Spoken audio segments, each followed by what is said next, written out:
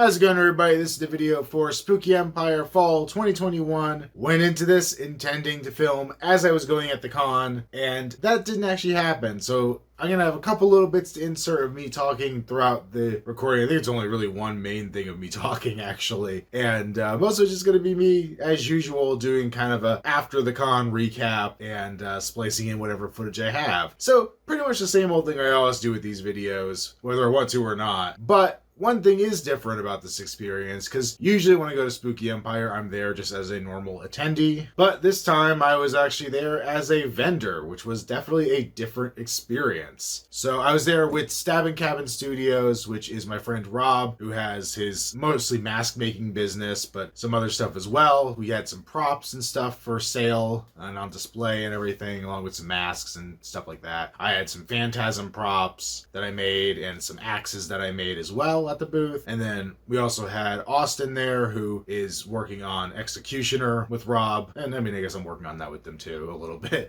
not to the extent that those two are, but yeah, so he was there, their families were with them. Yeah, so we were basically just running this booth for the weekend. We got in there kind of early afternoon on Friday, set everything up. The con I think was already going, at least for VIPs, by the time we got ourselves in there. We got everything set up, got the booth looking good. We had life-size Michael Myers, life-size Dr. Loomis. We had a VHS TV that we're usually playing either like the original Halloween or Evil Dead 2 on throughout the weekend. On top of that, we had a second monitor that was playing the teaser trailer for Executioner. We were selling like shirts and hats and stuff to help try to fund the full production of that film as well. So this really cool little setup we had going. And it's very different being on that vendor side of things versus being a regular attendee. First of all, I've done one other full weekend at Spooky Empire. That was 2 years ago when they had it at Tampa, but I wasn't staying, well, that was just a convention center, so I don't think anybody was actually staying on site unless you were like sleeping under a stairwell somewhere. But this is my first time at any Spooky where I've actually stayed at the host hotel. So, you know, it was literally like an elevator ride and a short walk between me and the con, which was really cool. The irony of it is this has been something I wanted to do for a while, and I was just kind of waiting for the right year to decide to do it. My thought being it would be cool to see all the stuff that happens like later at night or whatever, just other random things I don't typically get to do when I'm just going for a day. And so busy and so worn out most of the time that I didn't get a chance to do a whole lot extra. And the weekend like flew by. It was kind of crazy. So Friday, yeah, was mostly setting up. Actually, I have a little recap clip from Friday night, so I'll just throw that in here. So day one of the con complete. It was hectic, but a hell of a lot of fun. I didn't really get away from the booth all that much, but just got to my hotel room, and I gotta wonder, why is there a TV in the goddamn mirror? This is excessive. This is stupid. So I had honestly intended to vlog throughout the day, and I think I captured a couple quick clips of the Guar figure review from HOP Toys. Yeah, we're here to reveal the new Guar figure. Second figure in the series. We're making them all eventually, but this is Max. This is the second figure in the series. So here we go. 3, 2, 1. Balls. Ah, yeah. Balls of death.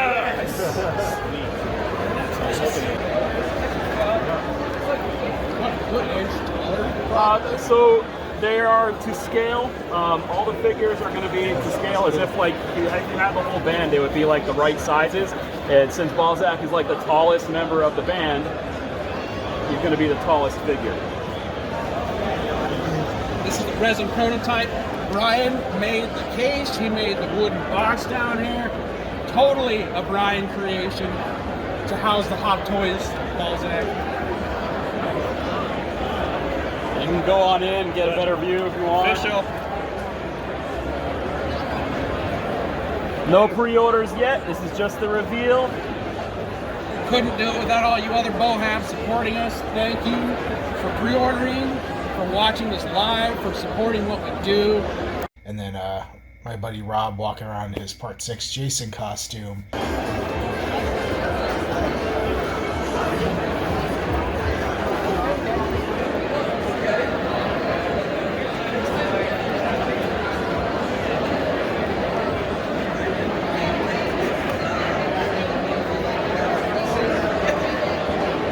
But beyond that, I didn't get a lot recorded or captured. So hopefully over the next 2 days I'll get a little more. I had intended to do some cosplaying today, never got around to that. Did hit one vendor booth to buy something.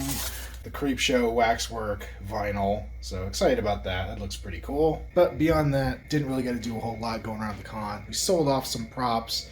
I actually have some more to work on for tomorrow. Finishing up a few Sentinels from Phantasm. I worked on them last night and I couldn't get them quite as good as I wanted them, so I'm going to do a little more work tonight and try to get these looking the way I want. The blades are a little bit too wide on them. There's some marks I need to clean up. But hopefully going to be selling those Saturday and Sunday. I only got 5 of them. That's all I had the stuff to make for the moment. But I think they're going to be kind of cool to have out. Also got a bunch of prop knives. Got some masks that Rob made. We're showing off some of the axes that I've been working on that we'll be offering through Stab and Cabin Studios. So I don't know. It's very exciting. It was a really fun day, and I'm ready to get some dinner, go to sleep, maybe not necessarily in that order, drink about 3 gallons of water, and get up tomorrow and do it all over again. Saturday, I decided to do my Babyface Hills Run Red cosplay, so I got most of that on and went downstairs and kind of got the booth prepped for the day, and after a little while, decided to go walk around as that for a bit. Didn't really go around that one as much as I kind of intended to, but, you know, I walked around a little bit in it. Rob decided he was going to put on his Freddy Krueger Part 4 costume, and actually was posted up as a mannequin next to the booth, which worked because we had the other 2 life sizes behind us, and he managed to scare quite a few people who thought he wasn't a real person until they got a little too close, which was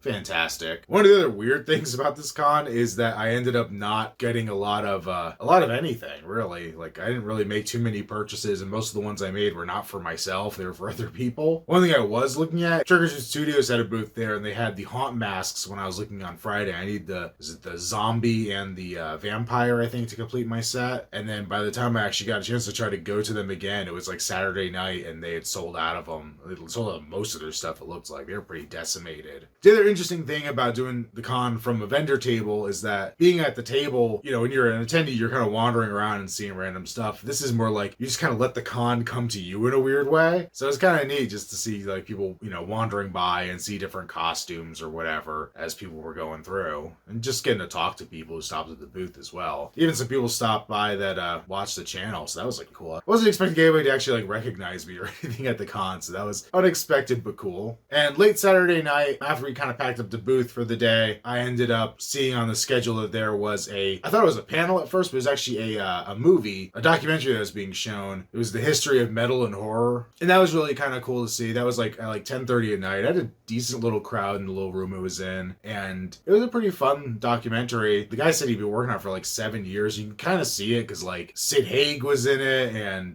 Gunnar Hansen was in it, and like Blothar from Gwar was in it in his old costume that like is way different than the one he has now. So you can kind of see some of the interviews were definitely a bit aged, but it was, you know, it was cool to see that. And especially because the plan with Executioner, hopefully, is we're going to try to have it out next Spooky Empire to debut it. You know, if we do decide to actually enter it into the film festival part of Spooky, I kind of wanted to get an idea of what that was like, just, you know, from an audience perspective, because I've never had a chance to do that before. So it was kind of, yeah, a little bit of research on my part to see what that was like. So on Sunday, my big plan was to do a photo op that they had with Tyler Mane. I had my Hobo Myers costume. My friend Rob actually had a hospital scene costume that I built him an axe for. You know, it was the professional photo op or whatever that they do. And Rob ended up getting a tattoo that morning, and he didn't get to the photo op in time. Unfortunately, like those photo ops, if you've ever been to them, at least at Spooky, I think pretty much anywhere I've ever been, they run people through fast. Like there's not a lot of time. So I was trying to stall and like let other people go ahead of me, just let him catch up. And I had to go and, you know, leave him out, unfortunately, because it was, there's only like 3 groups going through. But went through my costume, took the photo with him, came out pretty cool. I look so short next to that man. I swear I'm not that short, but like, dude's a freaking giant. It was really cool. It's like after the professional photo was taken, he like whips out his phone, like throws the one here. He's like, here, take a picture on my phone. I want a picture of this. So that happened. And then I went back to the booth, and Rob was just finishing getting his stuff together. So I was like, you know, let's just go over to Tyler's booth. And we went over there and took a photo with him there, with the both of us and him. And he did the same thing again, where he handed his own phone over to get a photo with the 2 of us. And he actually posted it on his social media, which was really kind of cool. Like a lot of people took photos with us when we were in those costumes, because we walked around a good while while afterwards in the Dueling Myers, but nothing's gonna beat that. That is definitely a highlight of the con for me. Maybe a highlight of any con I've been to, I think. You know, it's a day later, I'm still riding high off of that. So yeah, that was really exciting. So after that, I mean, you know, did more stuff at the booth and then kind of went off. I promised my friend I'd get him some autographs. So I ended up getting Lance Henriksen's autograph for him, and then also Oliver Robbins from Poltergeist. And then for myself, the only autograph I got myself was Derek Riggs, the artist behind a lot of the early Iron Maiden albums. He was there signing. Kind of a funny thing trying to get his autograph, because I was hoping it would just be like a quick trip around the autograph room and I can get back to the booth to help start packing everything up and everything. The first time I went up, like, he was there, but his handler was like, hey, he wants to go take a break. Like, can you come back in half an hour? I was like, no problem. Came back half hour. It's like, oh, he decided he wanted to go get dinner. So, could you come back a little later? And I kept, like, going by, like, he's still not there, still not there, still not there. Finally, I come back, he's there. I'm, like, second in line to get his autograph. The guy in front of me brought him, like, a black canvas and a white paint pen. He's just sitting there, like, doing a full Eddie, like, sketch on this canvas, which was really cool to see him do, but it was just added to the delay of actually getting the autograph. Granted, they did offer, like, if you're in a rush, I guess he could have set it aside and done the autographs and gotten back to it, but it's kind of fun to watch him actually sketch out the full Eddie head. It was just kind of adding to the comedy of errors of that whole thing, but really cool to see the guy work. And he was like, oh, this is so weird, because I'm used to, like, you know, basically you're painting with a white pen, you're doing the inverse of what you would do normally, so you're drawing the highlights and leaving the shadows unpainted. So I think he was having a little bit of a learning curve with using the marker to get it how he wanted it. But I ended up picking up a print from him, getting to sign it. I also got my friend like a smaller print because he's a big Maiden fan that actually got me into the band. So thought I'd pick him up something. Plus I was supposed to ship him out a package like months ago and I never got around to it. So I'll include that in there. So it's a bit of an apology. But yeah, like after that we kind of packed up, and loading out was not as much of a pain as I thought it was going to be. I thought it was going to be a disaster, especially because it was like raining and everybody trying to get out of there at once. It wasn't nearly as bad as I thought it was going to be, so that was a plus. Yeah, so like overall it was really cool. Like learned a lot from that vendor side of things, especially like, you know, how people close out their booths at the end of the day and cover stuff up. We were really unprepared for that bit. Definitely got a better idea of what to bring next time in terms of things to sell and how to display it maybe a little better and everything like that. But overall, I think it was pretty good. I think, you know, we made some decent connections both for Stabbing Cabin Studios and for the Executioner film. I had a lot of fun. I think the other guys had a lot of fun as well. It seems like people are a little divided over the weekend. Like, if you didn't want Robert Englund's autograph, it seemed like you had a really good time. And if you sat in line for hours and hours and hours and still didn't get Robert Englund's autograph, you had a shitty time. And, yeah, I mean, I get the pain on that one for sure, but I definitely had a good time. I really enjoyed myself. You know, as always, like, thank you to the team that puts on the event, because it's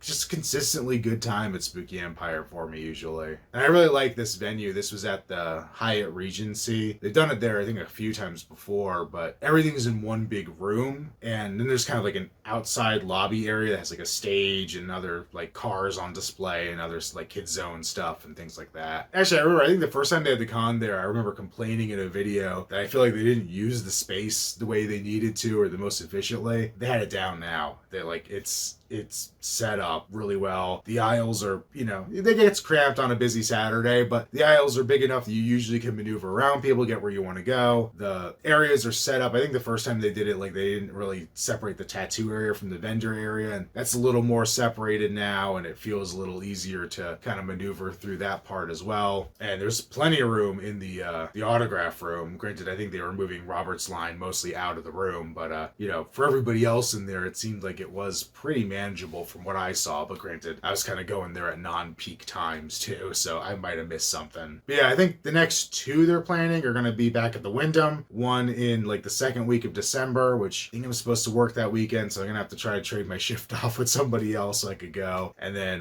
one in the spring as usual. So definitely excited to go back for some more. Yeah, I feel like I've kind of flown through this video a lot faster than usual. And I know I'm probably leaving some important stuff out, but after this last weekend, I don't think my brain's working so much anymore. So yeah, I think I'm just going to leave it there. I'll see you guys in the next one. Later. Awesome.